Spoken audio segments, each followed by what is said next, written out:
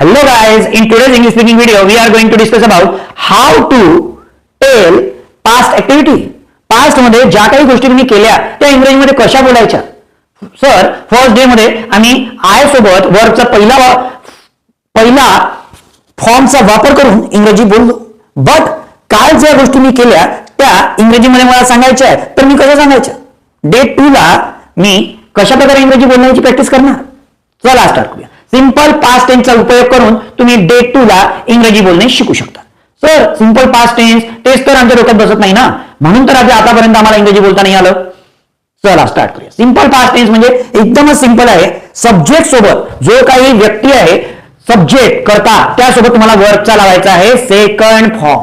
Second form तुम्हाला एक्झाम्पलच्या माध्यमातून अगदी सोप्या रीतीने समजावून सांगतो. जसं फर्स्ट मध्ये मी करतो, कोणतीही ऍक्टिव्हिटी मी करतो, तिथे आपण म्हटलं होतं आय सोबत वर्बचा फर्स्ट फॉर्म. आय सोबत वर्बचा first form. I get up. I get up म्हटलं होतं, तर इथे आता आपण म्हणणार I got up. I got up. Next आहे मी योगा करतो, तर इथे आपण काय म्हणणार मी योगा केला. I did yoga. थर्ड मी आंघोळ करतो, तर मी आंघोळ केली असं मला सांगायचं. I took a shower. Next activity I have breakfast. I take breakfast, तर इथे आपण म्हणू शकतो आय टूक ब्रेकफास्ट. मी कोणतीही ऍक्टिव्हिटी केली तर इथे वर्बचा सेकंड फॉर्म तुम्हाला वापरायचा आहे. Next I brush my teeth. मी दात घासतो, तर आय ब्रश्ड ईडी लावायचा. I brush my teeth. वर्बचा सेकंड फॉर्म तुम्हाला वापरायचा आहे.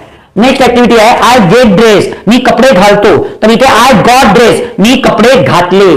Next I go to work. मी कामावर जातो. I went to work. मी कामावर गेलो. कोणतीही ऍक्टिव्हिटी मी केली हे मला सांगायचं असते. I start work at 8 AM. मी 8 वाजता कामाला सुरुवात करतो, तर इथे स्टार्टच्या ठिकाणी येणार आय स्टार्टेड. जिथे तुम्ही फर्स्ट फॉर्मचा यूज केला होता तिथे पास्ट ऍक्टिव्हिटी हे मी केलं हे सांगण्यासाठी वर्बचा सेकंड फॉर्म वापरावा लागतो. तुम्हाला एक वर्बचा काय माहित पाहिजे, सेकंड फॉर्म, आणि तुम्ही ज्या काही ऍक्टिव्हिटी पास्ट मध्ये केल्या त्या इझिली बोलू शकता.